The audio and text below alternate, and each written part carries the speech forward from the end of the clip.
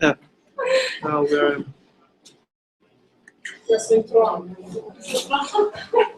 Ljudi, pozdrav što ste došli.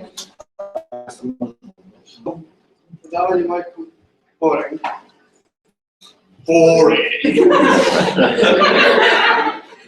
Počinjemo, ne znam što da kažemo, nije bolje sam priča, ovdje ćemo gledati ono vrhunski ljudi, ali vi ćete sami proceniti za sebe. Nešto? Uzme. Sarah, Paul, Michael, we can start. Okay. Welcome. Thank you all for coming. How I would like to do this is I'll show you some work, but what I'd really like to do is for you to ask me anything you would like to know about. You know, please, this is the best thing, is that we have a discussion. I don't want to just sit here and preach to you. This is not interesting. But I'll just say one thing before we start with the photography. I think, for me, the most important thing you must always bear in mind is that there are no rules, okay? There are no rules to photography. It's about finding your own voice, your own way of saying things. You have to have something to say and you have to find a way to say it. So bear that in mind. That's I guess, philosophy. For me, that's the philosophy. There's no rules. You have to find your own system. So anyway, so just to get the show on the road, this is a project that I did. This is called Sugar Roads Project. And this project was I made this about 3 or 4 years ago. It took me 10 months to make this. And it's set in the Tremedja, which is the Tremedja where Serbia, Bosnia, and Montenegro all meet. This area, and I chose this area because it seemed to me a very interesting area. I was interested in what happened in the 90s. I wasn't in the Balkans in the 90s. I didn't really know anything about it.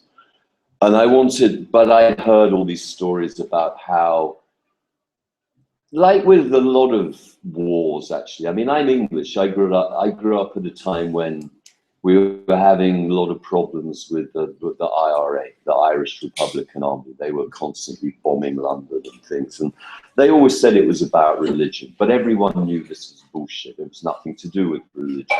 You know, these guys, they're not really, how can you be a bomber and religious? Doesn't make sense.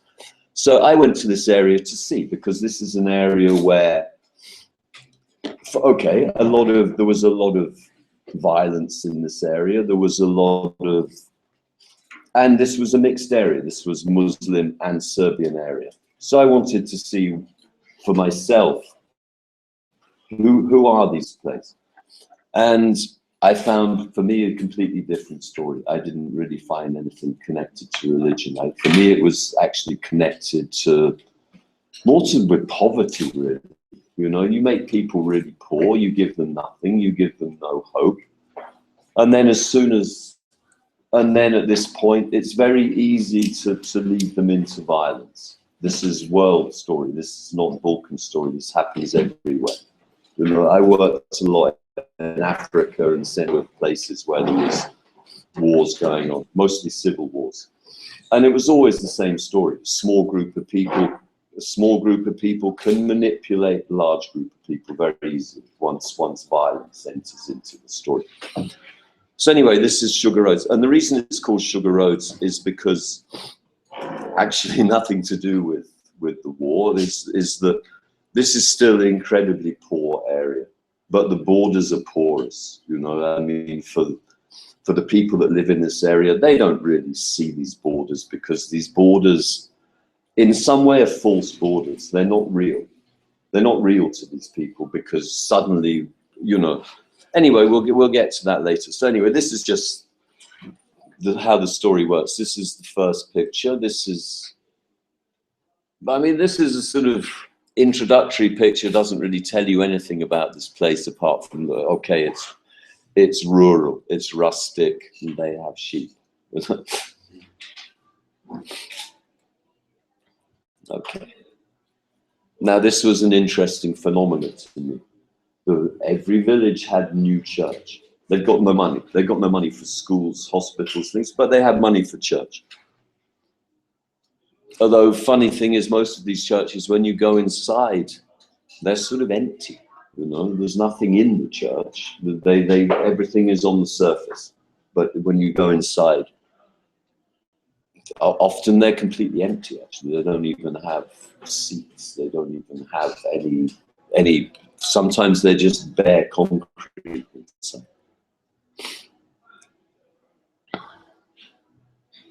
And this is just, the idea is to just lead you into the story. What is this place? You know, I mean, I think a lot of people, when they make these stories, they never show you what the place actually looks like. You see the details, but you never see the big picture. And I like to see the place.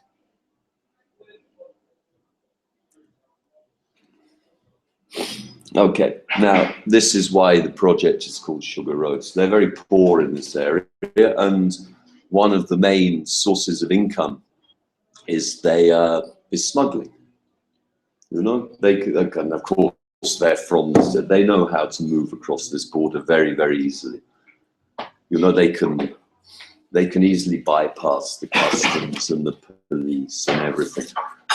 And the main thing they smuggle, for some, I never really discovered why, is they smuggle sugar, because sugar is a little bit cheaper than it is in Serbia. But you have to take 25 tons of sugar and you make maybe 200 euros. You know, so this is hard. You know, this is hard. I mean, you could go to prison for a long time if they catch you. And this is how they operate. First, this guy comes in the car.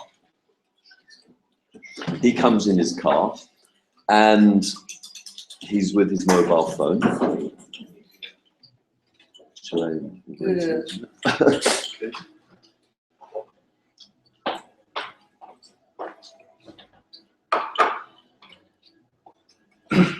Okay. He comes in his car, and this is the border. Around here this is some. He comes with his car, and you notice he doesn't even have any number plates on his car. And he has his mobile phone, and he's looking to see if there's any police or customs around. And if it's clean, if it's clear, then he calls the truck, and the truck comes.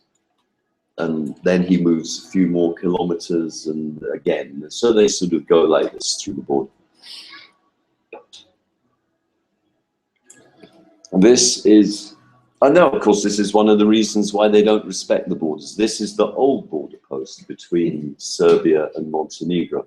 And when Montenegro became independent, they moved the border. They moved the border 10 kilometers down the road. So suddenly people who were living in Montenegro, next day they were living in Serbia. You know? So of course the local people, they're like, this is crazy. Why should I go through customs? Why should I go through the border? I mean, this is, you know, literally one village. One day is in Serbia, next day is in Montenegro, and vice versa. And it was a crazy situation. No, this is just a cow. I just put this in because I like this picture of the cow. Okay, this is how the people live here. This is actually 3 generations of the same family. And this is breakfast for them, breakfast in these villages, for a lot of the men especially. There's a lot of, I mean, there is a lot of alcoholism in these places. You know, they're drinking, these guys actually are very serious alcoholics. And they're having rakia and coffee for breakfast, no food. And I think somehow the little boy senses that this is maybe not such a good way to be. Okay, this is like minor smuggling operation going on here. 2 cars meet somewhere in the forest. They open, I can't show this guy's face because, for obvious reasons. And some boxes are taken from one car to the other car, and some business is done. But again, this guy, this is different guy, completely different family to the last family. And again, you know, he's drinking, he drank this whole bottle of rakia. Then he drove with his children back through the forest, not even on the road, through the forest. And again, you can see the reaction from the little boy. He looks actually a little bit worried. He sort of goes, oh, you know, father's drinking rakia again. This picture, okay, this doesn't really tell you anything about the story. It just tells you about the people. And okay, he's going to kill the sheep. I actually was thinking maybe not even to put this picture into the story because it's a little bit melodramatic in a way with the knife. But then I decided, but actually, it's a very nice picture. And everyone does this. This is completely everyone.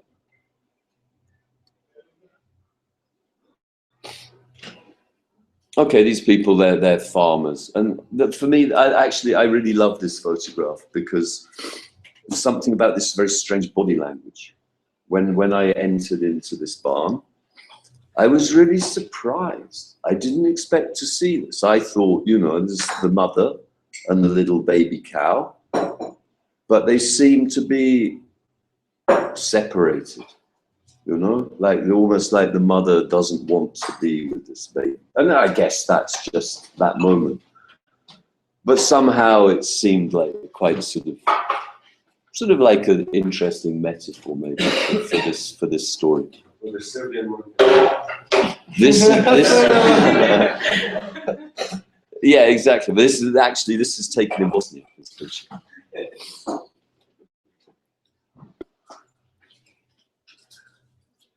This picture, okay, this is basically the only time people party, you know. Slavas, they have their parties. You all know, you know more about this than I do. But I actually like this picture because of the sort of the flirtation going on between these two. You know, this was after a few hours, everyone's eaten, everyone's drunk a lot of wine and rakia, but these two stayed, you know.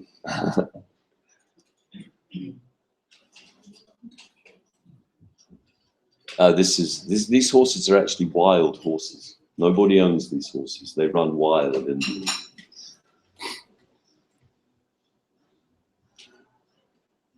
which is pretty strange in Europe that you still have places that are big enough and empty enough for wild horses to live.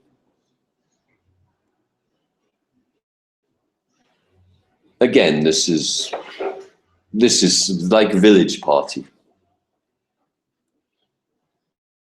Some turbo folk, lots of drink, and mostly men actually. The women have to go outside with the children. They don't come into this tent. But there's a woman in the back. Yeah, but she's I think.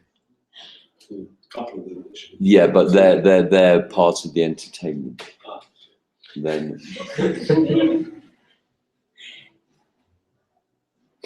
This is one of the tracks that they use for smuggling.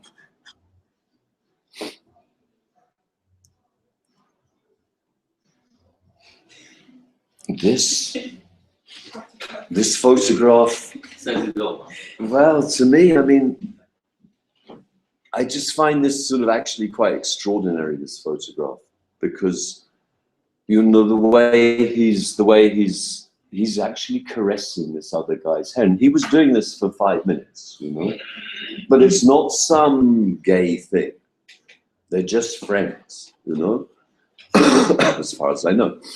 And you just would never see that. Possibly father and son. No, they're not father and son. They're the same age, basically, pretty much the same age.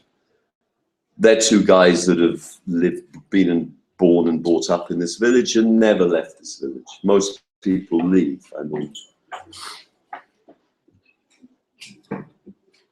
But it is quite sort of strange. It's sort of homoerotic picture, really, especially with this bottle. You know what I mean?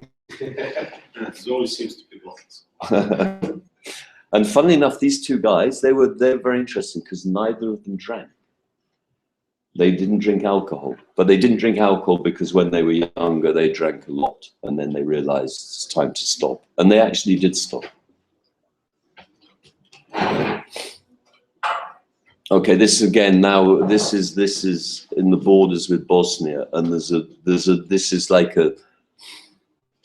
is quite common here because a lot of this land, because of what happened in the 90s, either the original owner has gone, or no one really knows who owns the land, or it's owned by the government. So they're just cutting everything to make money, to make fast money. They're just stealing the trees, basically. And of course, it's going to cause, later, it's going to be ecological catastrophe because you'll get erosion, and they're not replanting these trees. They're not farming this land. They're just raping it, you know. And this is, again, this is very close to the border, and these trees actually all come to Serbia. They sell them to Serbia. Okay, this is what the women have to do. The women have to take the children to bouncy castle, and the men go inside and listen to turbo folk and drink. This is school. This is a school that's actually very close to the border with Montenegro and Serbia, and this school was built in Tito's time, and you can see it's very high quality. This was a beautiful stone house with, you know, look at beautiful wooden benches and desks for the children. Everything's, but it's been completely abandoned because they told me this village 20 years ago, in this village there were 3,000 people. Now there's 200. So they're just leaving. Everyone's leaving these villages. And so they don't keep the school open anymore.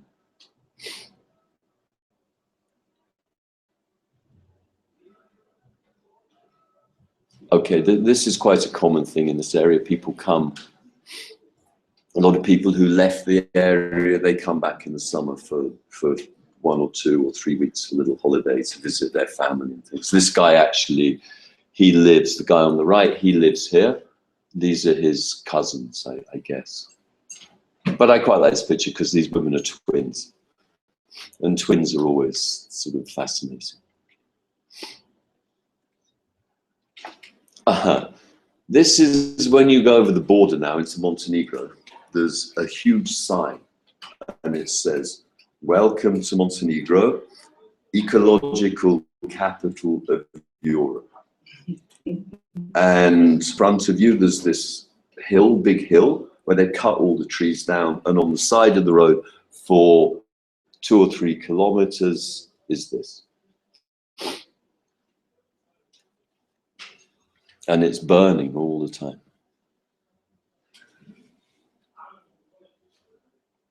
This is Prijepolje. This is, I suppose, the biggest town. It's not really a city, it's the biggest town in the area.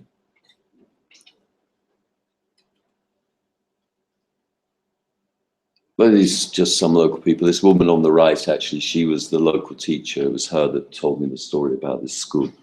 That was the school she used to teach in, but now she's on her pension.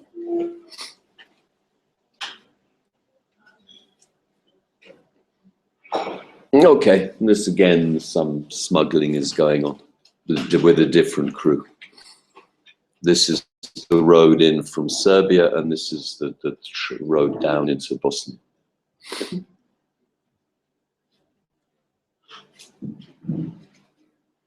Typical village house. This woman was a fantastic woman, actually. She worked so hard. She kept everything together.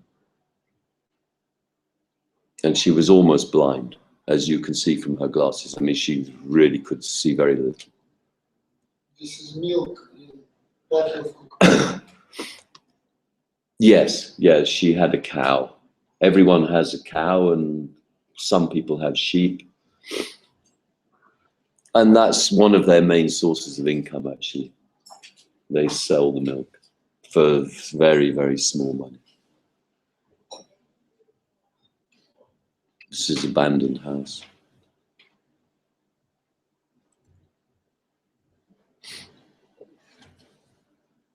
corpses on the borders. Why this guy was waiting in the middle of this place, in the middle of nowhere, I don't know, but he was doing something. Oh, this is an outtake. I didn't put this in the final story. And this I didn't. This dog, it's actually horrible, this picture, because this dog had just been shot. Some guy had just shot this dog, and he was just, and he'd shot him in the leg, in this back leg here, and he was just spinning like this. You can see on the grass, he was spinning for 10 minutes or something. And he was just making a circle in the grass. Why he shot? Why? Yeah. He just didn't like the dog. Did you help him? Did I help him shoot the dog? You have to dog. Did I help them? Yes, we took the dog into Priepoli to the vet, and he was okay in the end. Actually, he survived. So do I just close this?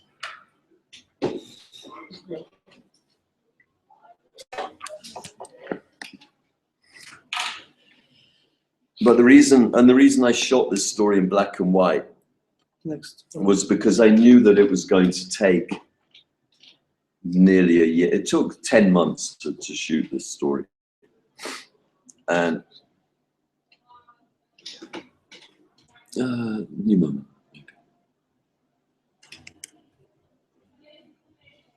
It took 10 months, and it's a little bit of a, if you shoot in black and white, you have less problems with the light. If you shoot in color and you're shooting over a period of 1 year, the light's always, you know, the light in the summer is very different to the light in the winter, and it's very difficult to unify the look of the thing. It all starts, you know, a photograph taken in the summer looks completely different, and it ends up confusing people. And but if you shoot it in color, if you shoot it in black and white, you can make it all look the same. You know? Did you live there for all 10 months, or you traveled? No, I stayed there pretty much the whole time.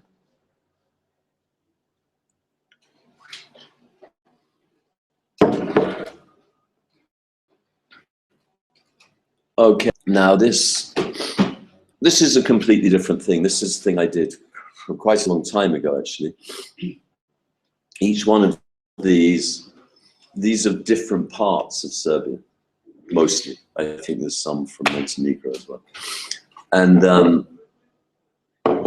I was just interested in, like, how can you make a story quickly? You know, would just show, you know, show maybe some sort of feeling. I wasn't really interested in showing, trying to say, this is what, I don't know, you know, I can't say that I'm an expert on this place. This is actually Arangelo, I think it was Arangelo. Yes, it is Arangelo. And but there are always things that attract you to certain places.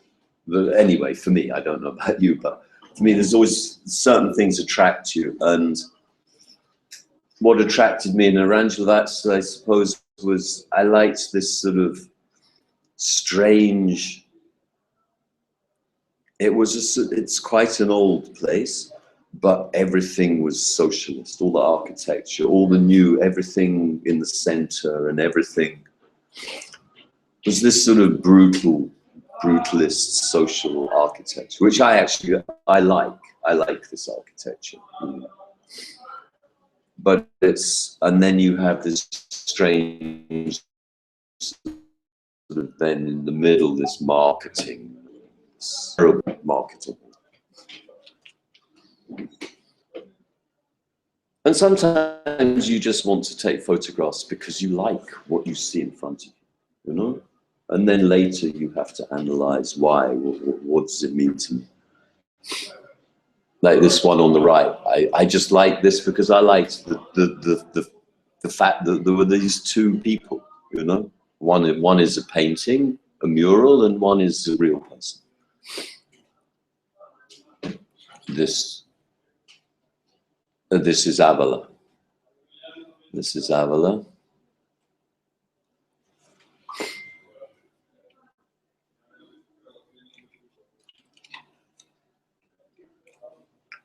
This is in Vojvodina. This is a place called Bačko Petrovo Selo.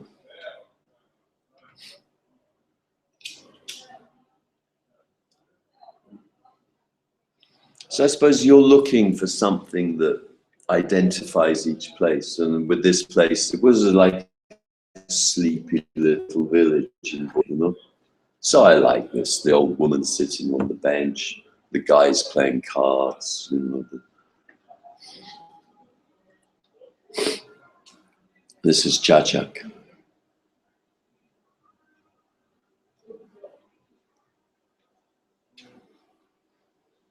And I always think it's quite a good exercise to try and fit photographs together, you know, in some way, not just thematically, but to try and create something bigger. So all the outtakes are from the same city? All the outtakes, like all the, each part of the triptych is the same city? Yes, yeah, each one is from one specific place. This is Čačak.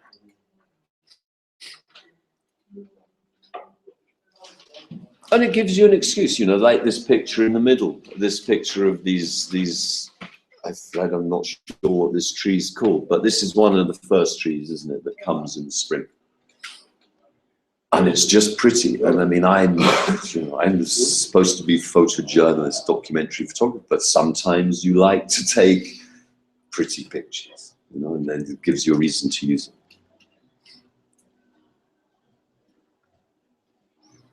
This is a little village near the river Drina called Čokasina.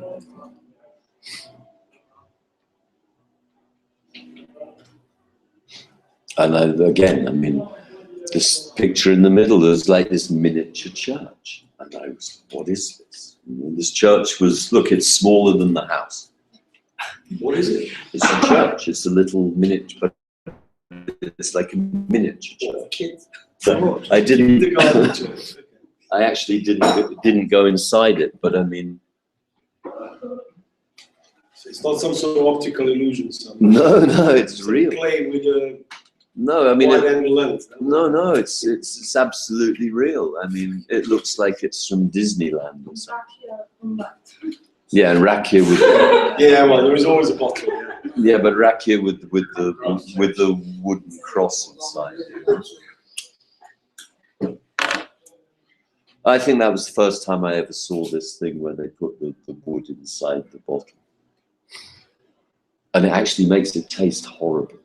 Wood inside? Yeah, I don't like the taste from this wood. No. I don't know what wood they use, but... It's various herbs they put. No, this is wood. This is like a cross. Oh. Probably oak. Maybe. This is down on the Danube.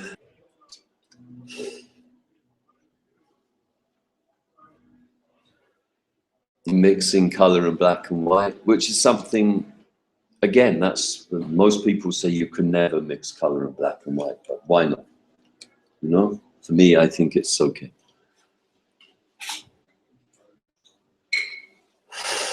This is a place called Crna Reka. It's a monastery on the border with Serbia and Kosovo, where I spent a few days. These sort of warrior monks live there, you know. They're like ninjas, these guys. And it's very hard. They're on top of the bed. They have a place where they rehabilitate junkies, but they do it in a really hard way. They just put these junkies in a house and go, all right, we're going to lock you in this house until you don't want to take drugs anymore. And we're not. They were in the news a couple of years ago. Well, yeah. I think one of the guys has been arrested because if someone mistaken killed somebody. Beating somebody with a shovel or one of the monks. Yeah, one of the. Maybe the chief monk. Yeah. The chief monk killed somebody, or someone. He basically, you know, they used to do this thing with a shovel. They were shoveling. Yeah. So it's kind of just gone all suddenly, yeah. So, yeah. Well, which one? The chief monk kills him? I think so, yeah. The head of the... That's very interesting. I don't have it here, but I got a great picture of that chief monk. And he's got, I noticed that I did a lot of portraits of monks, and they nearly all have the same thing. One eye is looking at you, and one eye isn't. It's like one eye is normally pointing up, you know, towards heaven. They're sort of, they're strange. And this picture on the right, this is a monk from this monastery that was killed in, he was killed in Kosovo, and a few years later they found his remains, and they brought the remains back to this monastery and buried him.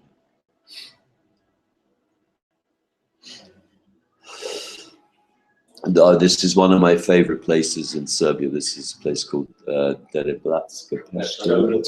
I just love that place because it's just such a strange landscape. You know, it's like you're on the sea, but of course you're hundreds of kilometers from the sea. It resembles a lot of savanna. Yeah, really. I mean, it's like it's like a beach in a way. And I think it sort of is, because it's the edge of it's the end of the Pannonian Sea. Yes. You know. And you know, it was very strange because I do love this place. I love the atmosphere there and the landscape. And then I found this bush that's shaped like a heart. And I found this, one day I was there and see this one on the right, there's this cloud and it looks like Dumbo.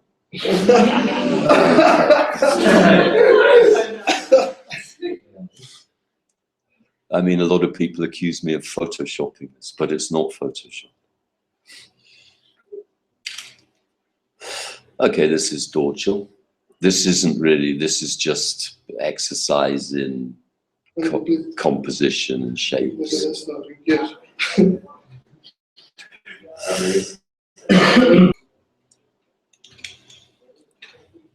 This is near Valjevo. This, what's it called? Gradac. Which is sort of beautiful, and then you go to this little house where the guy will sell you some food and coffee and things, and his children have these strange mutilated dolls.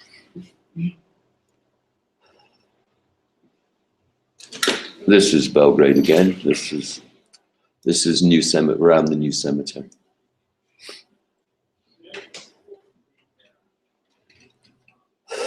This is Jagodina.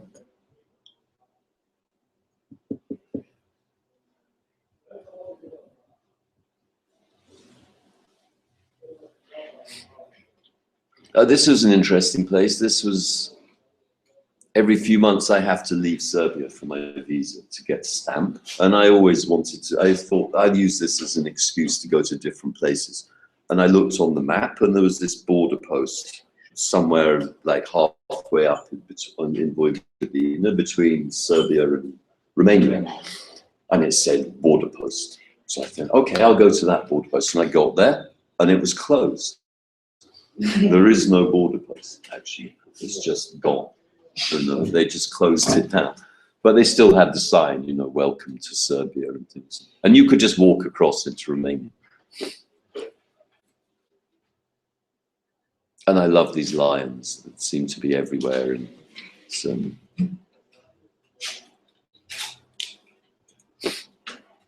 this is Kalemegdan.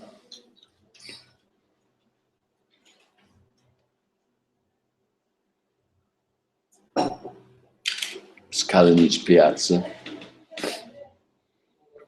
which was, I also found this quite strange, that this one little stall was selling meat and icons. You know, I mean, what a strange combination. Who had that idea for a business? I know, we can sell meat and icons. Yeah.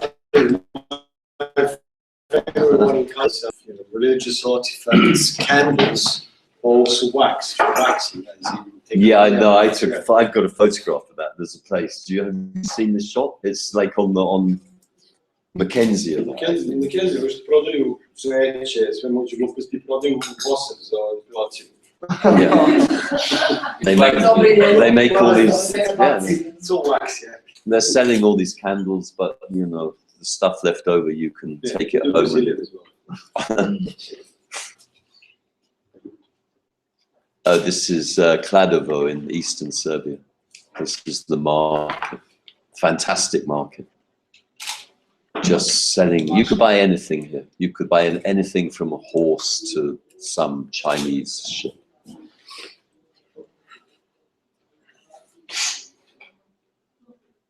This is Leskovac. This was taken, actually this is a little, again, I mean, these are sort of little stories in a way, but I guess you don't really know the story unless I tell you. This is New Year's Eve, Serbian New Year's Eve. On the left, with this weird guy who's got ears like Dr. Spock. I mean, he really has got this sort of pointy ear. And so they're in there to have their haircuts because it's New Year's Eve, you know, so they're going out. This middle picture is some party. This girl was, okay, she was having a good time, I guess. And this was the next morning, New Year's Day.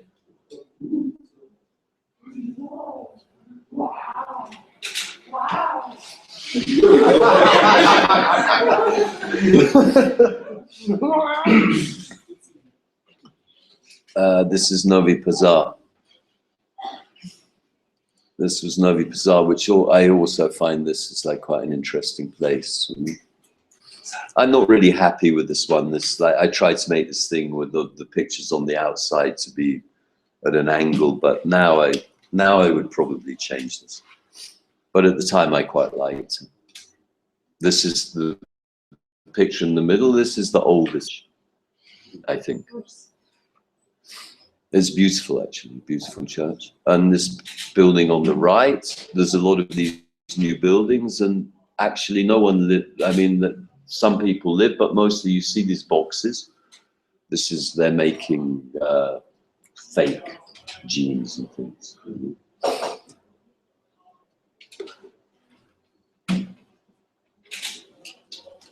Wait, anyone have any idea where this is? It says Pancho. Oh, it says, damn. This is Pancho. Also, I like to go to photographing in Pancho. It's very, for me, it's a very interesting place to photograph. Yeah. This picture on the right, this is actually one of the very first pictures I took in Serbia. I don't have it anymore, but this is when I was mostly shooting. When I first came, I was still shooting only film.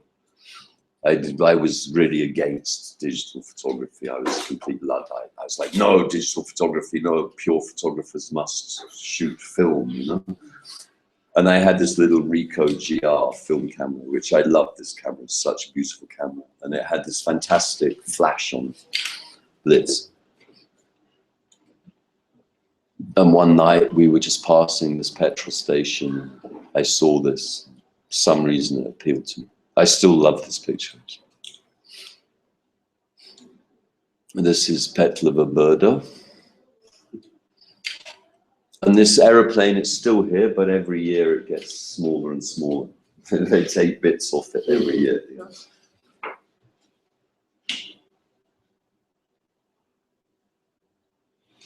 Oh, this is Belgrade. This is police, actually. Police. There's this sort of very camp, gay-looking policeman on the left. This was actually, that picture on the left was actually taken when Milosevic was in this building, when he died, and they put him in this building, and all these people came to look for some strange reason. The middle one is this is outside Marokko. So, you know, that's the two religions together, really, football and church. The one on the right is obviously Slavia. I just like this picture.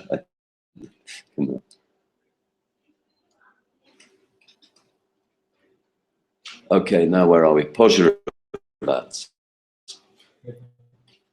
Požarevac. again, I mean, I had to go to Pozdrav. These were taken also when around the time that Milosevic died, because I had to go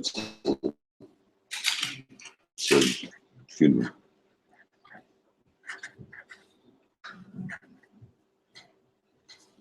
And of course, I wanted to go to Bambi Land, but Bambi Land was closed. Still is. Yeah, it's gone, unfortunately.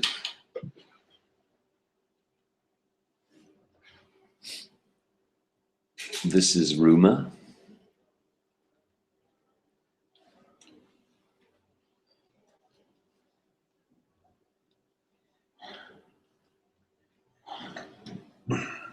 Shabbat. These are very early photographs. I took these photographs maybe 12 years ago. Because when I came to Serbia, I was really black and white photographer. I hardly ever shot in color.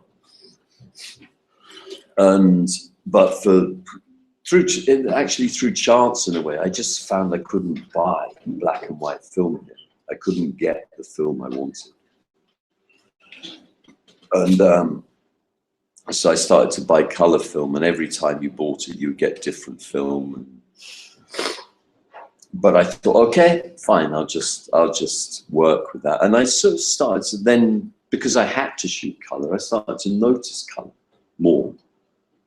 And I suppose, you know, when you first come to Serbia, you think, God, it's so grey here. It's such a grey, black and white place. But actually it's not. There's a lot of color here.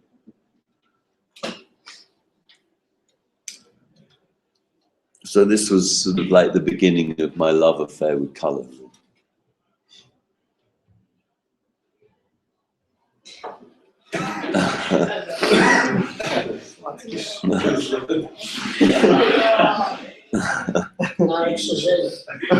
This man on the left, I was one day in the summer, I was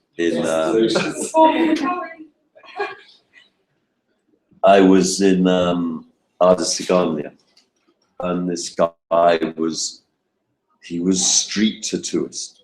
He was going to people, I'll do a tattoo for you. It's like, well, who's going to go? Oh yeah, okay. I guess he gets some business, otherwise he wouldn't be doing it. Excuse me, but do you know what this means, this billboard?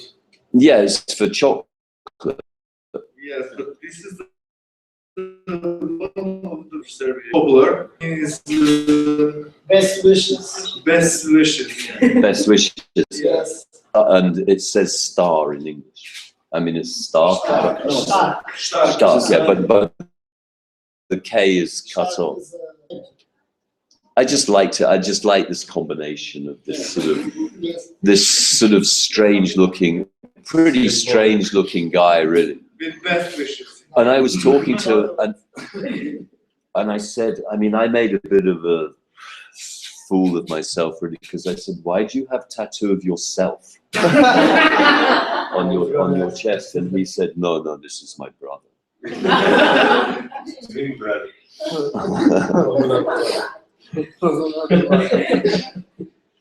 This couple on the right, well, I mean, what can I say about this? And the picture in the middle, this is taken from the top of Biggs, actually.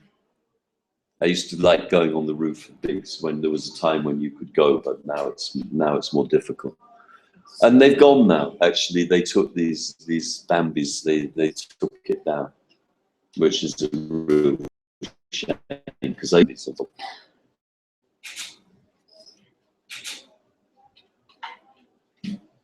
This is Shid. This picture in the middle, I like to do street photography. It's like training, you know. That's how I keep myself fit, you know, photographically fit. I try every single day, actually, to take some pictures. I mean, now I just use my iPhone mostly, but in those days I used real camera. And I just love this picture in the middle. And I was actually sitting in a cafe on the other side of the road, and I noticed I like this wall, I like the shadows and the colors and everything. And I saw this woman in red, and I thought, okay, perfect. Woman in red, this is all coming together. And this is like an example of luck, actually. You need luck. You need luck, but you know, the more luck, like, who was it? Some famous golfer said, you know, it's funny, the more I practice, the luckier I get. You know, and I was going to photograph this woman, and at the moment I took this photograph, she just went like this. And I was like, okay, thank you. Sometimes you get these, you get these little gifts, you know.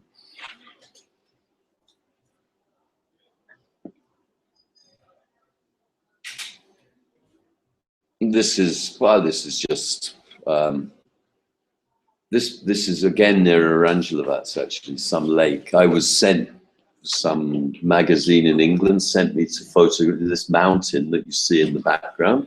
Underneath this mountain, there's like a Air Force, Serbian Air Force base, where they were hiding the aeroplanes, and they can actually, it's like some science fiction movie, they actually can fly them out of the, directly out of the side of the mountain. Yeah.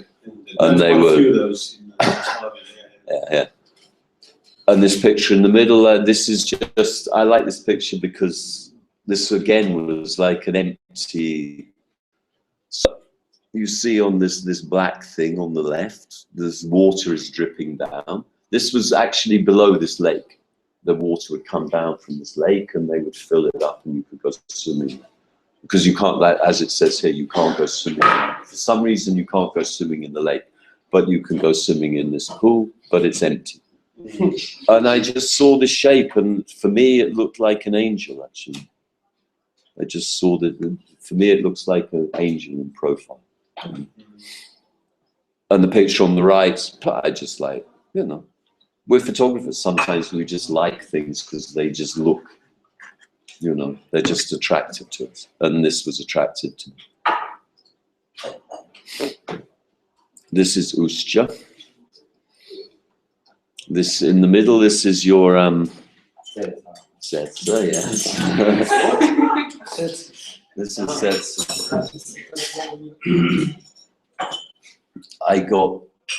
I had a big problem after this. Setsa actually, she did this, I don't know, it was quite a while ago now, maybe 5 or 6 years ago. She did massive concert on Ustya for 100,000 people. And I got a call from her manager, and this, what's he called, this Millie guy.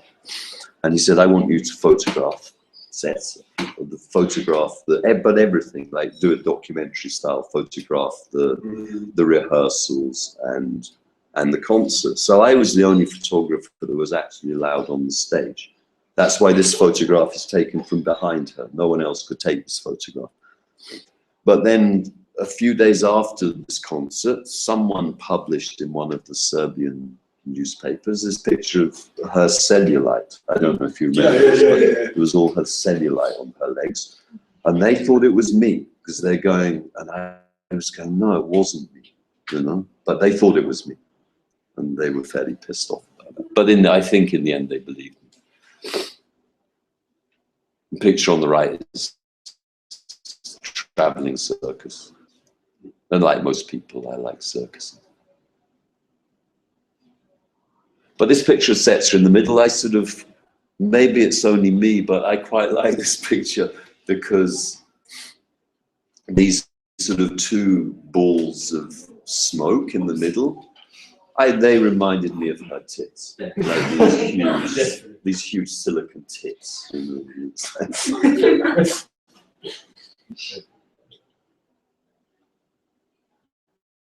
This is Ayachar.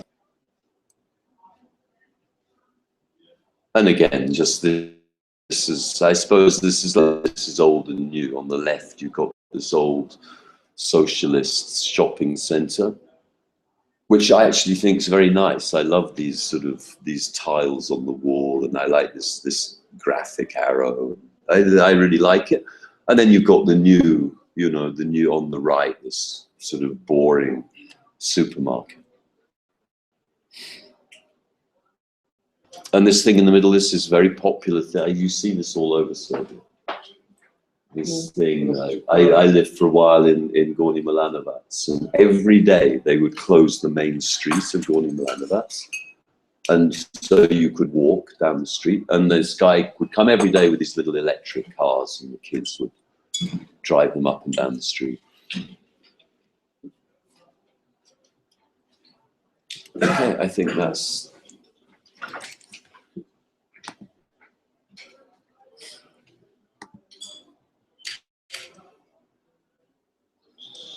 Yes. Yeah, try that. That's really good.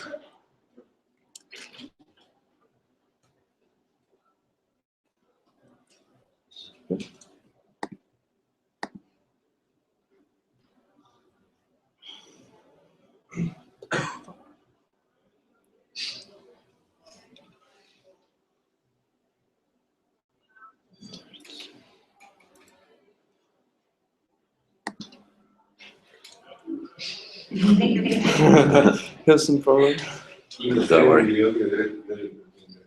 Da, treba milionima.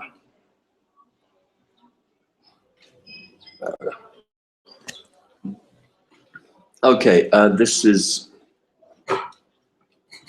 I mean, does anyone think that these pictures look maybe a bit different from the other pictures? As in? Well, as in, do they have a different look to you? Seen on the one so far. Okay. No Okay. This is obviously, this is New Belgrade. But they're digital, but they're more than digital. These are actually, this is actually video. Documentary about New Belgrade, and I took out my favorite stills from it.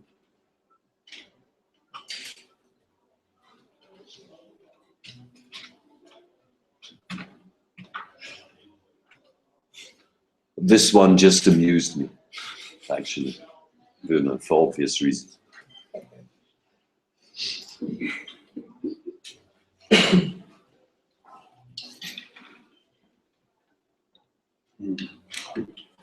Sorry.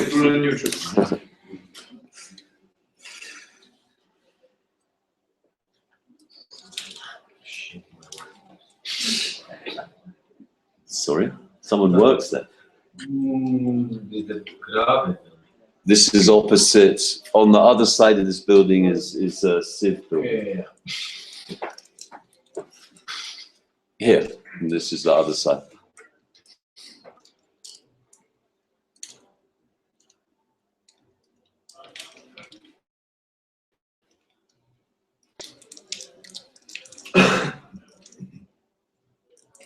I don't know what this is, this bullet hole or whatever it is. I guess you have to throw something quite hard to... Yeah. Possible. What is it? A window? Yeah. It's the cat. But this is just strange. Someone's got a little garden shed in the middle of New Belgrade. Yes, you do. Allotment.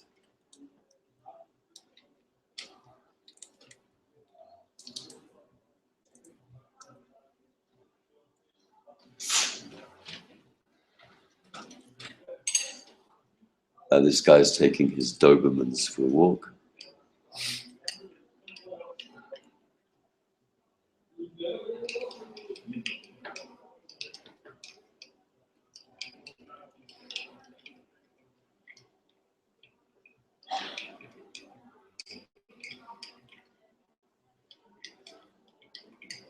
I mean, New Belgrade's, I mean, as an English person, New Belgrade's quite interesting to me because it seems that it sort of mostly works, you know, people live there in some sort of harmony.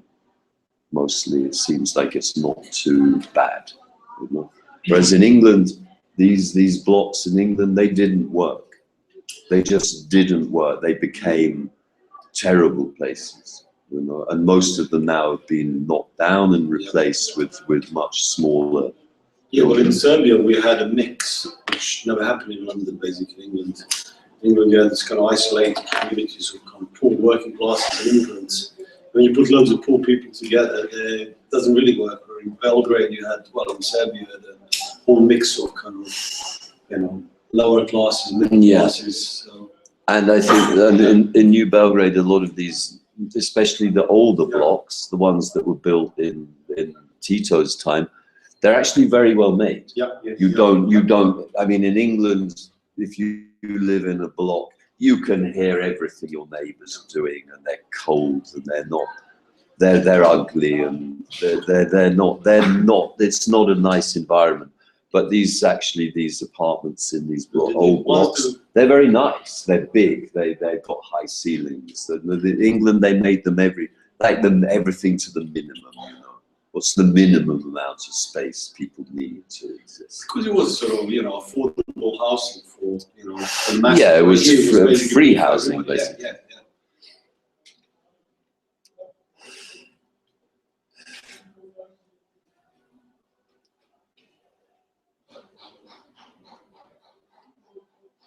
I don't think the new blocks are the same. I think you can hear your neighbors, and they're not so well made. But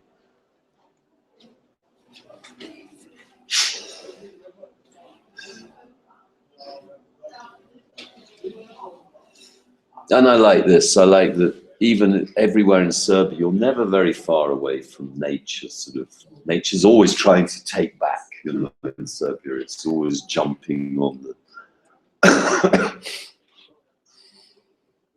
And Serbia is a very beautiful country.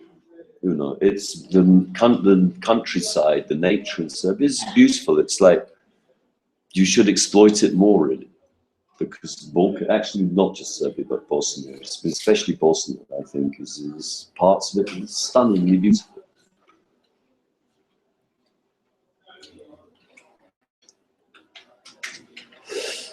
But then you have this, you know, I mean, this should not be in the middle of a city. It really shouldn't, you know. I don't think there's a city in Europe that has something like this in the middle. What is this? Where is this? This is right in this by the river. Yeah, but you kind of have to have these in the middle because they supply the central heating to the city. So, yeah.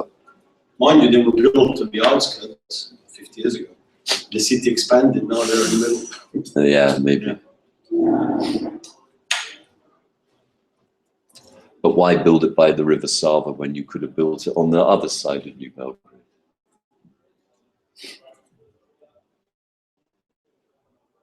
Okay, and that's the story. The dogs are leaving.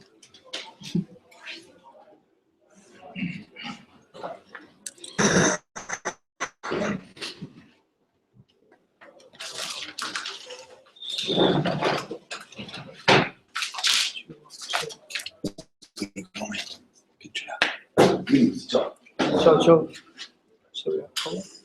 Yeah, why not?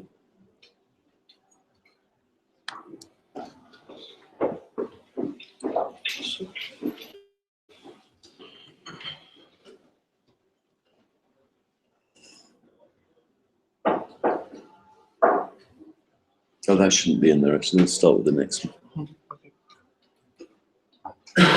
Okay, you've seen this picture before, but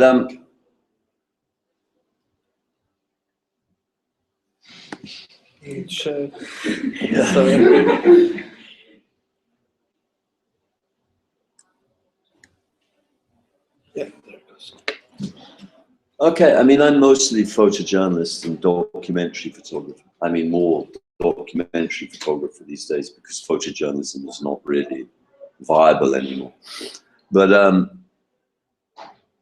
sometimes you just like to do things for yourself, and this is just simply exercising color, actually looking for colors and shapes and playing, really. Sometimes you must play. So this is blue.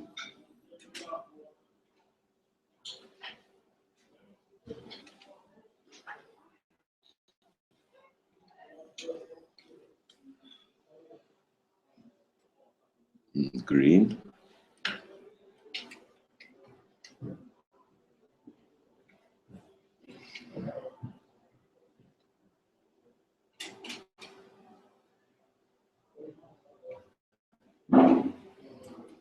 And I think you need to sort of I think it's good to, you know, this isn't important. It's not particularly interesting or anything, but it's sort of good for you.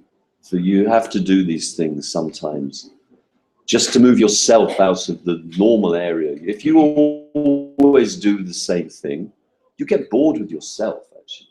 Or I do, I mean.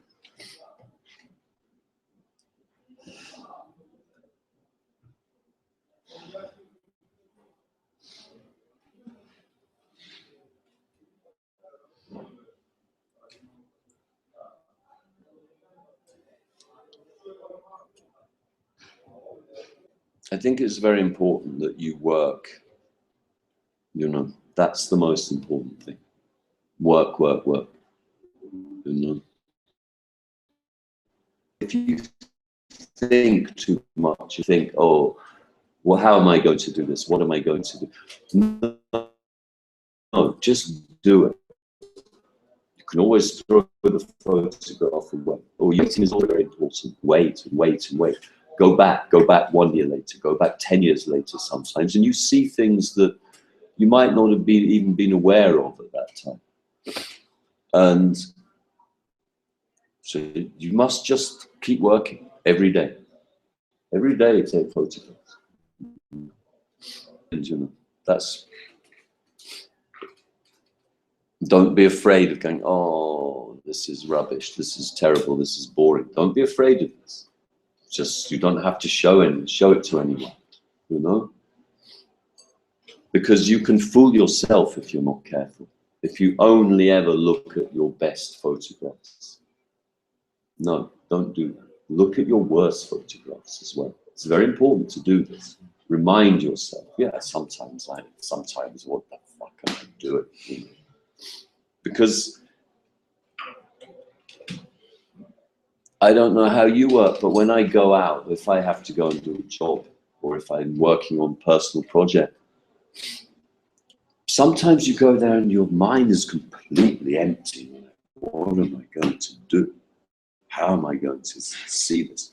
And for me, I see it by, I have to just start taking photos. And then it comes.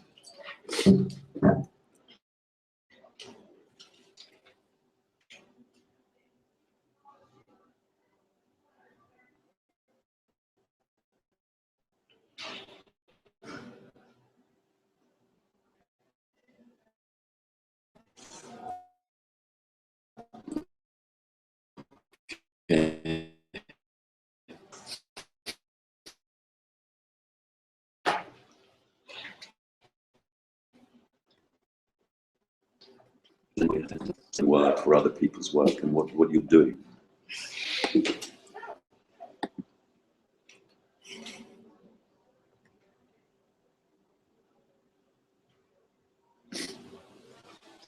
Sorry.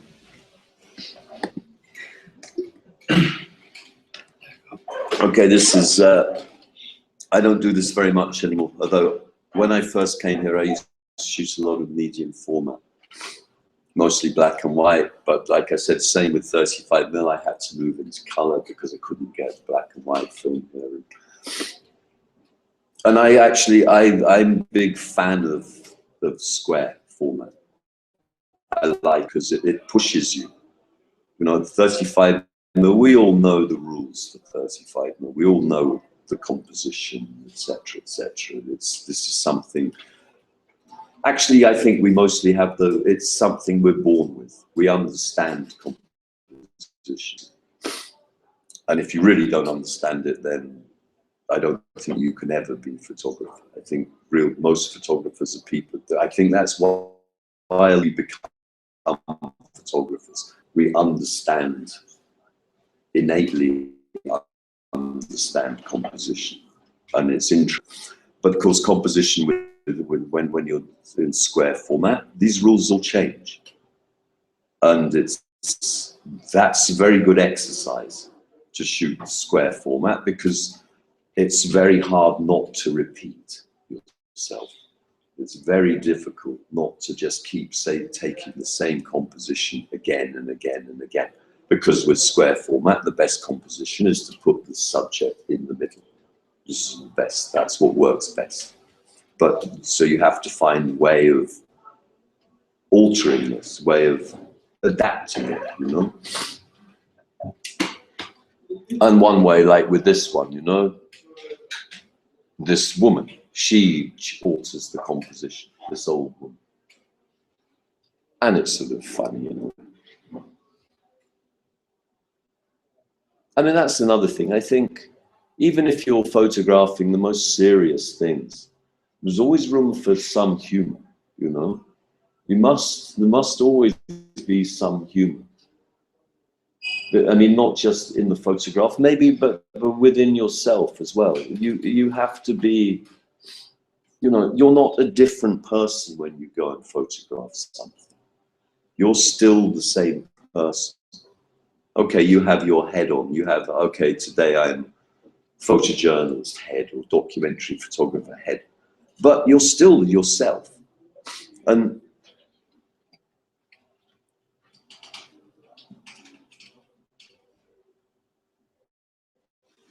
so what I'm trying to say is that I think, anyway, is that square format is very good. It's a very good discipline to work sometimes with square format.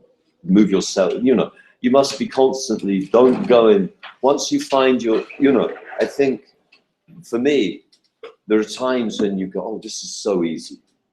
It's so easy, I just take a picture and it's going to be great. And then that means you've gone into your comfort zone. And the moment you go into that comfort zone, you must get out of it again, because you'll just become repetitious. You'll just start repeating the same thing again and again and again. And the most important, I mean, I think, you know, I mean, and a lot of photographers me about this. A lot of photographers think the most important thing is aesthetics or style. They talk about style. I think style is completely irrelevant. Doesn't matter. You can change your style every day if you want, because it doesn't mean anything. Aesthetics doesn't mean anything, because my aesthetic is different from your aesthetic. And my aesthetic is different from someone who lived 50 years ago. And it's different for someone who lives in Asia or Africa or South America. We all have different aesthetics. So if you're purely dealing with aesthetics, what are you saying? You're just saying, I know that this thing looks nice. And what's the point in that? We've got, I mean, we live in a world now, you know, we live in this internet, billions and billions of pictures. We don't need another beautiful picture of a fucking tree, you know. We can all take that picture, but what's the point now? I think we're moving into a different space with photography now. We have to think, and why? The even more important thing is you have to say, and I think this is, for me, probably the most important thing, is you have to say, this is how I see the world. Not how, and it's a mistake a lot of people make, it's a mistake a lot of journalists make, especially. A lot of journalists, they make this mistake, like they go, oh, I'm in this situation, therefore it must look like this. These are the rules. But no, this is all changing. And always be aware of that. You know, what do you want to say? What do you want to say? What, you know, because ultimately, these photographs, they represent you. They're saying, this is me. And I think a lot of people aren't even aware of that. They're trying to compete with other people, or they're trying to please other people. Don't try and please other people. Try and please yourself. You know, I mean, I guess you've all had it, that feeling sometimes. You take a photograph and you just go, oh, I got it. I love this photograph. You must always be looking for that. Always. Once you start taking photographs thinking, oh, I'm going to take this photograph because I want other people to love it, then you're going to drown. You must always, always find your own voice. That's the most important thing, I think.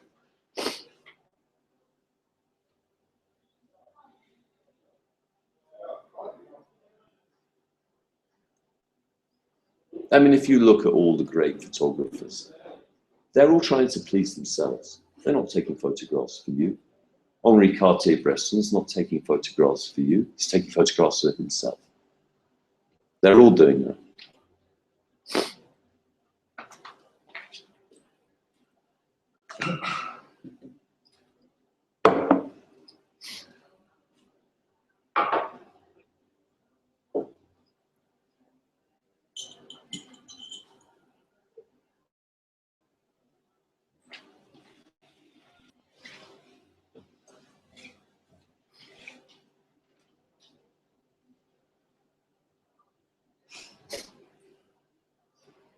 I see somebody laughed at it.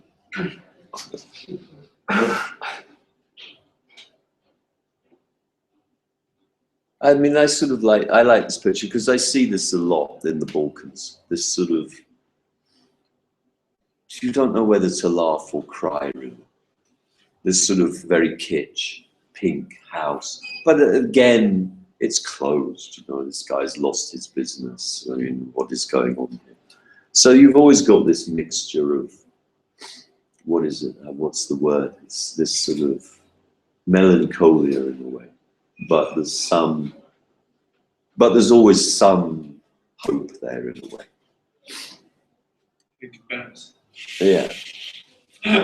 For me, more crying than laughing. Yeah, I sort of agree, but even if you're taking totally depressing photographs, you must always, there's got to be another side to it. There must always be another side to it, because otherwise it just becomes flat, you know? And the other side, of course, is always you. That's you. That's the other part. Because you're the one that has the choice. This, I mean, I like this photograph because I just like this sort of weird pagan stuff that goes on here. You've got the church, and then someone's put this in. And I mean, you know, we're English people, we never really became religious, actually. We're sort of, you know, you scratch any English person, deep down inside, we're all pagan. We're still much more, we'd rather go to Stonehenge than to the church, you know. This is more powerful to us. Even, we don't really think about it, but deep down inside, we're pagan, you know. So we love all this stuff. You know? And I see this a lot in Serbia, you know, this thing where you go to a funeral in the village and they're eating food from the coffin. And when I see that, I'm like, this is great. No, but really, I like it, you know, why not? Yes. I like this.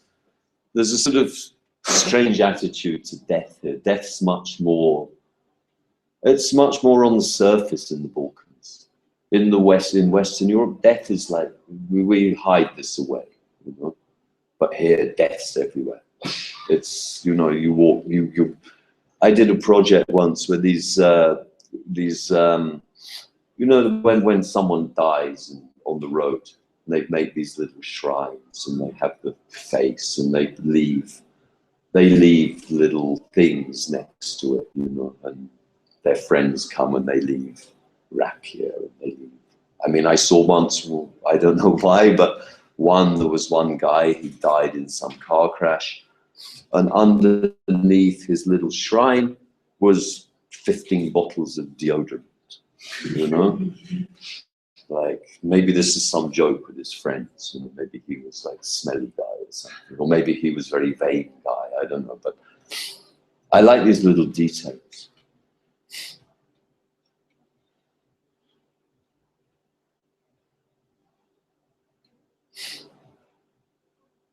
This is some old socialist holiday camp near Budva. I mean, this is the sort of thing, probably this is more interesting to me than it is to you, but when I first came here especially, you were still at this time where there was a lot of this old Yugoslavian socialist stuff left, and it was sort of like this, it wasn't working anymore and it was dying out. But that was sort of fascinating to me. I used to love going in those old hotels, you know, where you see the strangest design.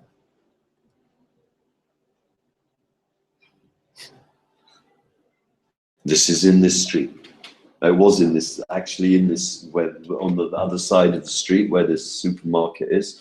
This place used to be there, but it's gone now.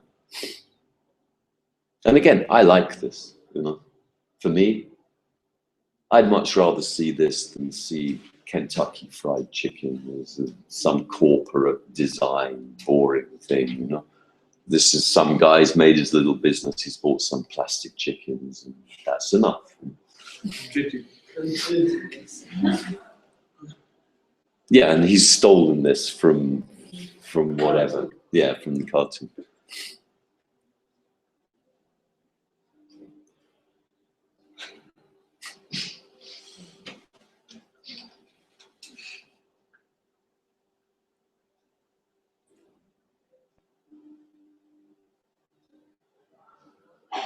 I mean, there's no story in this picture. These are just random pictures. What is this? I don't remember what this was a long time ago. This was maybe 10 years ago, and I was just walking down the street and this parade was going on. I was sort of mostly interested in the cop, really, because, you know, everyone has religious parades, but I never seen religious parades with cops. Why do you need a cop? You know, I mean, people aren't going to be fighting if, are they? I don't know. And guns as well, because that's the other thing. In England, our police don't have guns. So even now, I still always jump a little bit when I see policemen with a gun, because why does a policeman need a gun? Policemen work for you. They're your servants. They're there to protect you. They're not there to shoot you.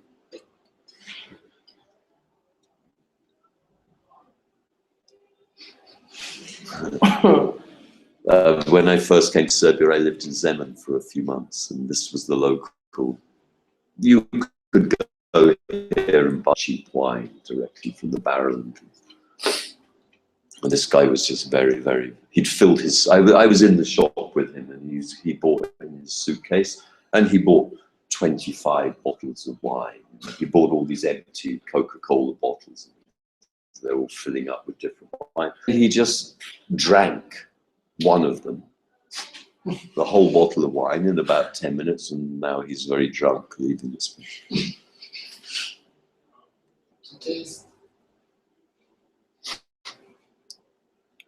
It's gone now, that place. I don't know if any of you live in Zemun, but that place doesn't exist anymore.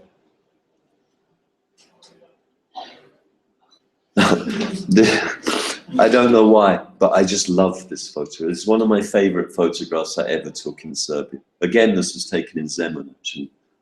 And I just like it because I like the relationship. I mean, this, for me, I invent all these. I've invented 1,000 stories about these two people. You know, sometimes when I'm bored, I sit there, I think, who are they? And it's to do with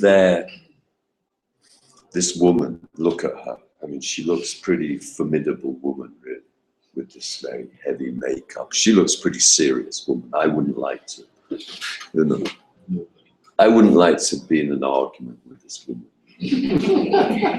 and then you look at this guy, and he's a big guy, you know. He's probably her husband, I assume. But then you look at his body language, and he's like a little boy. It's like a little boy, really. And that's why I sort of love this photograph. Just this role reversal, really. I mean, it's great. And then, actually, she's the man in the house. well, yeah, in a way, but how do people react when they take their pictures? You being a foreigner? well, I don't think they're aware that I'm a foreigner. But did they have addressed you? You know, because It depends. I didn't ask for permission to okay. take this picture. I was. Not this particular photo, but you know, when you take a picture of somebody, you know, do they feel like paranoid because you are?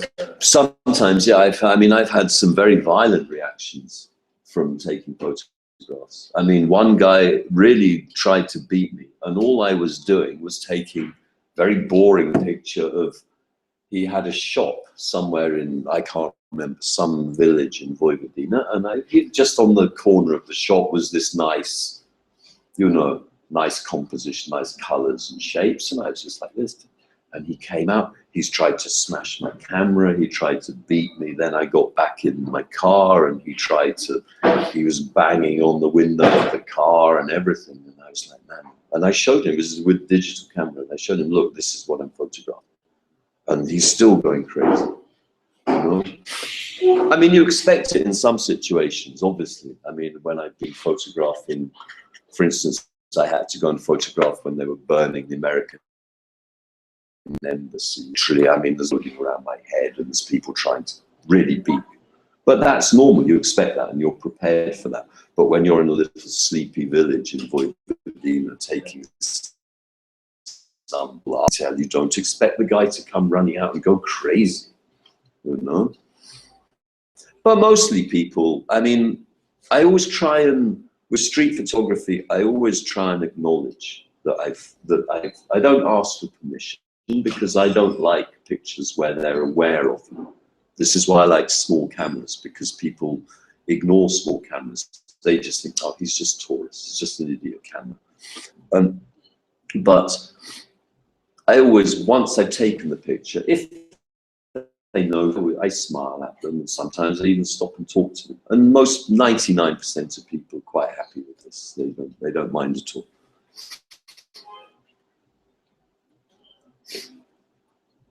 What about Sugar Roads? You spent a lot of time there. How did you connect with people there? And was it that you being a foreigner there, maybe was it the advantage actually? I think it's both. I think it's an advantage sometimes and a disadvantage other times. But, and I think it slows you down being a foreigner, because when you meet people in the village, they're very hospitable. It's their culture to be hospitable. They invite you in, they give you coffee, they give you their food, probably that they're going to eat for the next 2 or 3 days actually. So you get all the plates of prosciutto and plate cheese and bread and everything. They're very generous. But this is performance actually.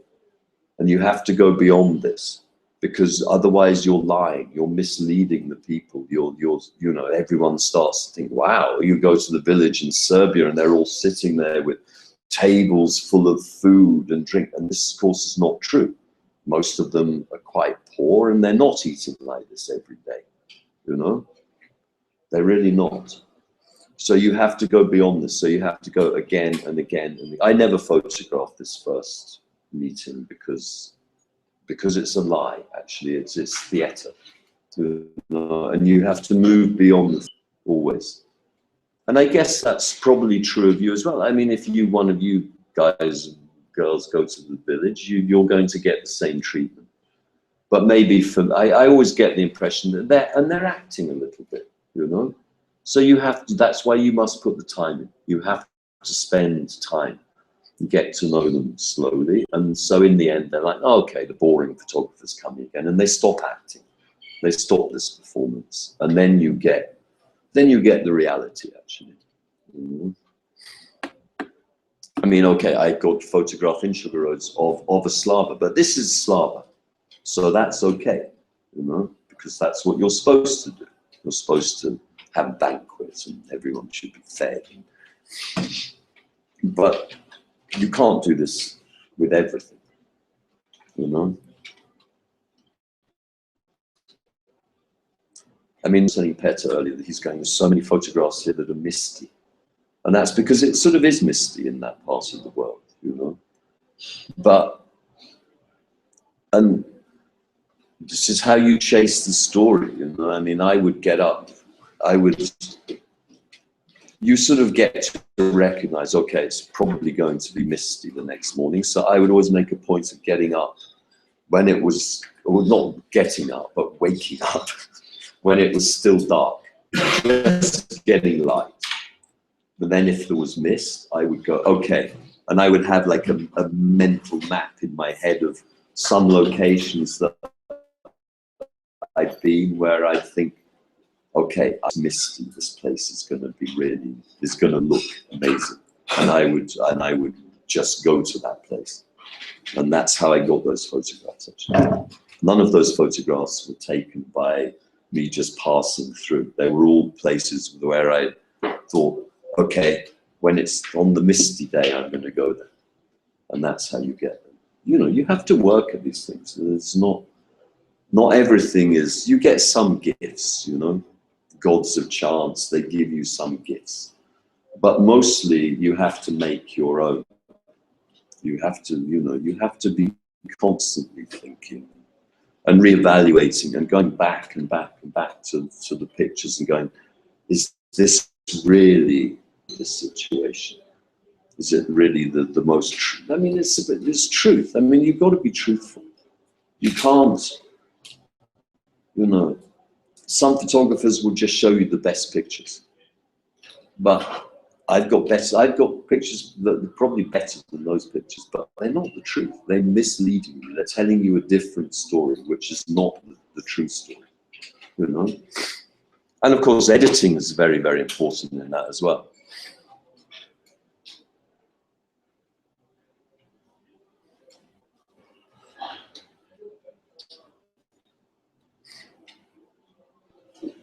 And again, this is, I mean, this is what I'm talking about, aesthetics. You know, you show this to an English person, this picture, but maybe in a slightly patronizing way, because they're like, oh, look at these crappy clothes and this crappy window display and stuff. But whereas you probably just see this as like, okay, this is how it used to be. Yes.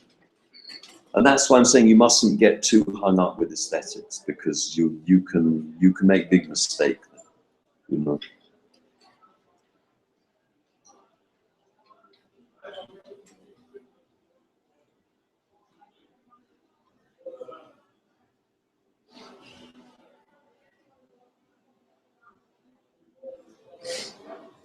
And this is also one of my favorite photographs, actually. Because I'm not a great lover of the police. You know? I don't hate them, but I don't really trust them either. Anywhere in the world, I don't really, well, you know. I mean, I just saw this as lazy police. You know? They're not doing their job. This was the MotoGP, actually, a few years ago in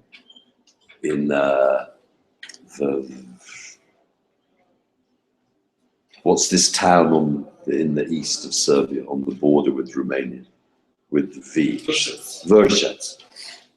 This is MotoGP in Vršac, and all the cops were either in the bar or, and this was the only stand for people where you could sit and watch the MotoGP, and it only had maybe 20 chairs in it, and they were all full of cops. You know, so everyone else had to go and sit on the grass. So again, that's another cultural thing. I mean, you always have to be aware of your cultural differences. I mean, what's interesting to you is maybe not going to be interesting to me, and vice versa. I mean, you would never see that. For instance, in England, you can't go to an event and then sit in the bar. You know, they're just not allowed to. You know. But here they are, which is sort of interesting.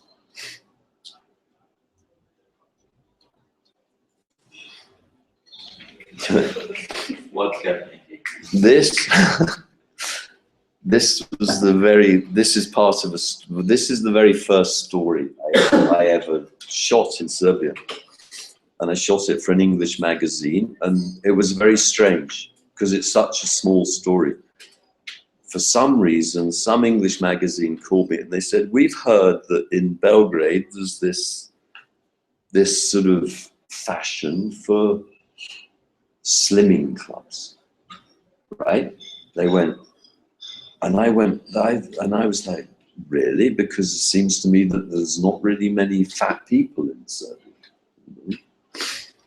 And I went along to this place, and they actually wasn't even called Slimming Club, it was called the Fat Club.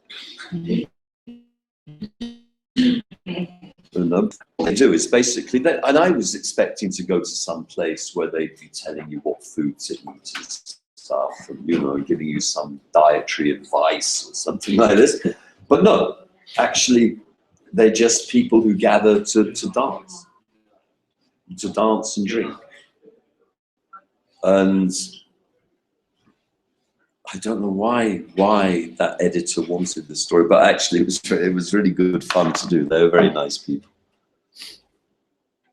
And this is 12 years old, this photograph, as you can see, because there was still this, people were still using rear curtain sink at this time, you know, which of course now has completely gone out of fashion. But, which again, would sort of in a way brings you back to aesthetics. You've got to be very careful with this. You've got to be very careful with style, you know, style and aesthetics, because if your photograph is only pleasing because of what it aesthetically looks like, you're fucked when that aesthetic changes. You're absolutely fucked. Because what are you left with? It's got to be about content. About, I mean, this photograph, you take, I mean, I like these little lines of red light and stuff, but this is the aesthetic. This is this rear curtain. You're not rear curtain sinkers. It's when you fire the flash at the end of the exposure. So you're on long exposure and then you fire the flash. Yeah, well, you can manipulate it. And this was a very popular technique. In England 15 years ago, this is a very popular technique. Everyone was doing this. And there were these little Ricoh cameras that had this, they did it beautifully, you know. And, but once that technique goes out of fashion, most of those pictures are worthless, actually, until it comes back into fashion, which everything does. But what I'm trying to say is just be very aware of what's fashionable. I mean, I see it a lot. I see it a lot with photographers. You know, you get what's popular. You know, there's always some technique in Photoshop that's very cool that week or that month or that year. And everyone does it. And then they show you the color picture. And then they show you the black and white picture that they converted with this filter and that filter. And what's the point of this? What is the point? What are you trying to say? You know, just be aware of it. This is something that's sort of disappeared from Serbia, and I used to really like it. These brides in boxes. You know, it used to be every town there would be a glass box with a dress inside. This is actually on Boulevard, or was on Boulevard, but it went a long, long time ago. And I was just fascinated by those because I'd never seen them before, you know. Oh, and there's the old. You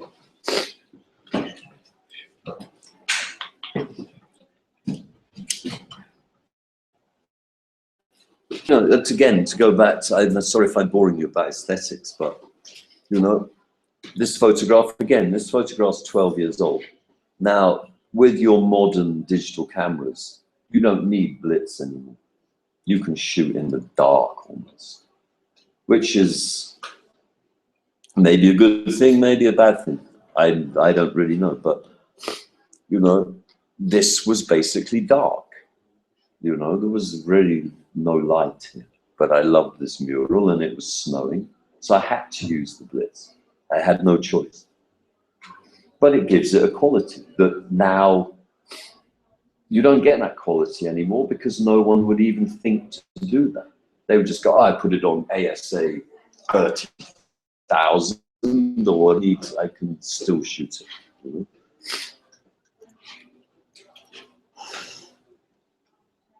But then, of course, you wouldn't have this. I like these white spots of snow, and I like this strange how it's sort of, it's made it very flat, you know?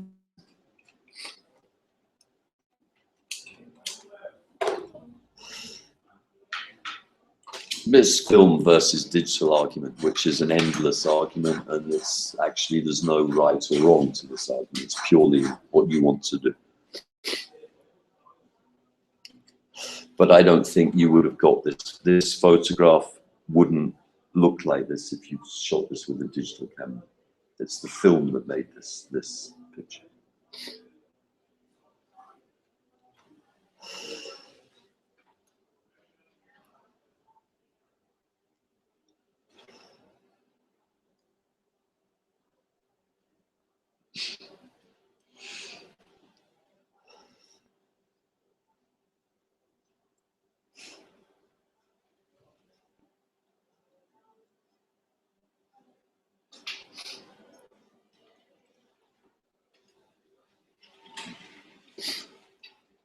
Again, more old socialist design, which personally, I like this design. I find it sort of pleasing.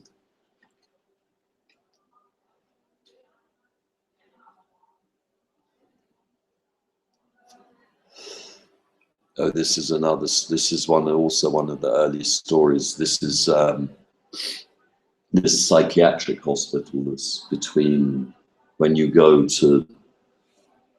over Pančevo Bridge and you go towards Zrenjanin, there's a huge psychiatric hospital. Oh, this is good. Yeah, yeah. And this woman's not patient.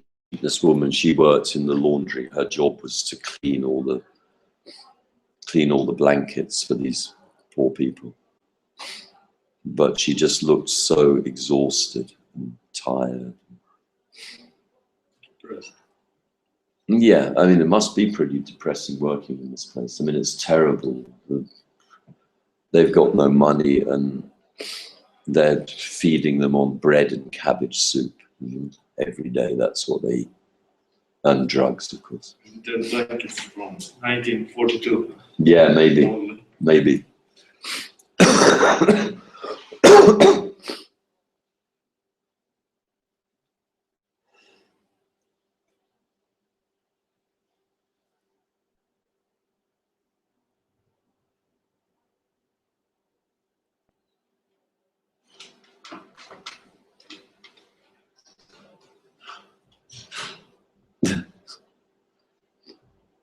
This photograph, again, this is one of the very first photographs I ever took in Serbia.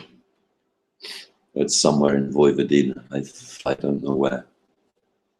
But I just found it bizarre.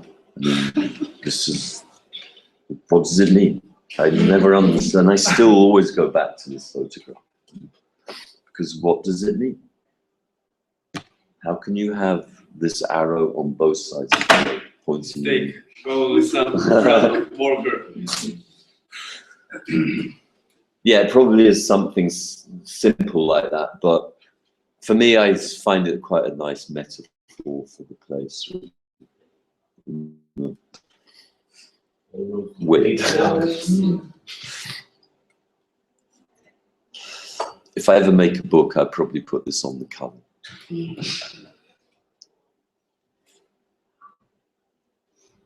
This again is that hospital.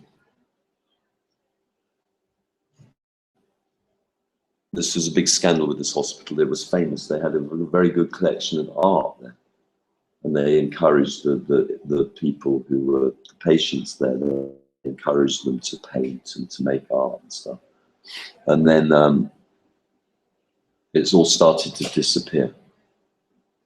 And the story I heard, it was actually Mišković. Mišković was sponsoring this hospital in some way, but then he decided he deserved to have the art because he was sponsoring. So you go in the corridors and there'd be these sort of yellow walls with a white patch where something had gone. This is one of the few pieces left. Some, I guess, some sort of Picasso. Oh, I don't know what. Oh, what have I done?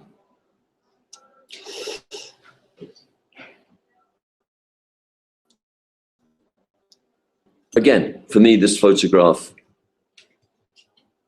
I like this photograph. I don't know if you do, but I like it. It has, and again, because of the blitz. If I took this with modern camera, I would have completely different photograph. And you must always be aware of this, you know, that, you know, don't let the camera control you. Just because your camera can shoot at 20,000 ASA doesn't mean you have to. It's your choice. You could shoot at, this is probably 100 ASA or 400 ASA. So you have to use this, you know? And just, I think that's something you should always keep in the back of your mind. Don't let the equipment control you. Just because you can do it, just doesn't mean you have to do it. And I know that I wouldn't like this photograph if I took this now. It would just be a boring photograph of a tree. But for me now, this way it has some atmosphere.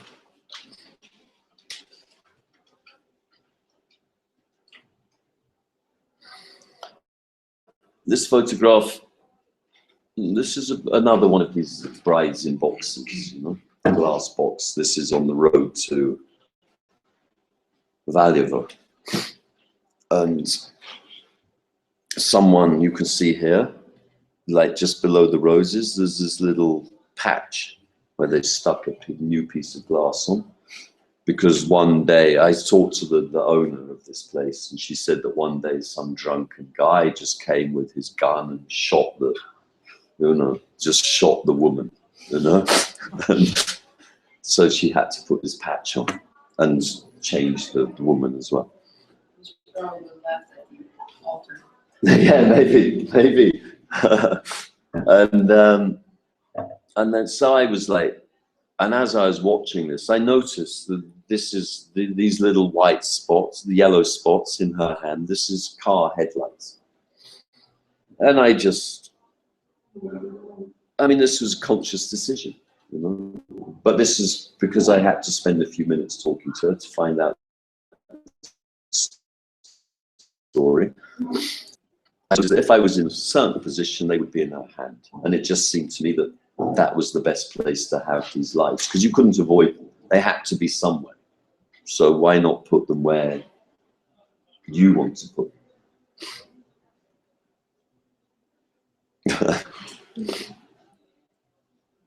And again, I sort of love this picture because, again, I just see whole story in this picture. You know, you've got this you know, she is still alive, this woman. She was taken this, you know, she's still alive. And I always find this quite strange when you go in cemeteries and you see the couple and they have their, you know, and it's nearly always the man is dead. The man is dead and the woman is still alive. But I find it sort of, it wasn't amusement. I always find arrogant. To a wife who's not going to marry somebody, you know, just because you're dead doesn't mean your wife's life is over. You know? But I mean, I don't know how you read this, but I read this as like, this is in a way her revenge on this guy. She's made him really small, and he's wearing these sort of ridiculous clothes. You know? He really looks, to me, he looks ridiculous. You know, I mean, there's no way he dressed like this every day. You know, and so she's put this picture of him, and she's made him small, and then she's put herself wearing. Look what she's wearing. You know, she's like, looks like she's wearing rags. You know, like these are her clothes that she goes and milks the cow with and feeds the chickens. You know? And so that's how I always interpreted this picture. And there's like, you know, girl power, this picture. You know?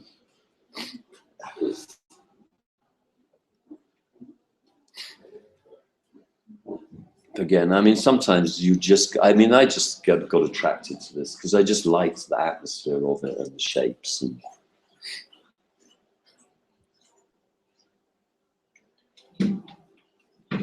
typical sort of Belgrade scene. Oh, that seems to be the end.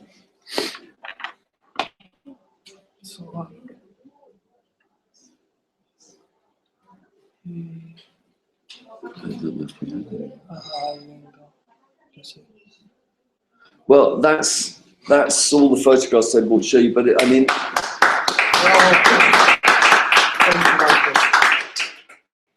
is that enough? Does anyone have any questions or anything?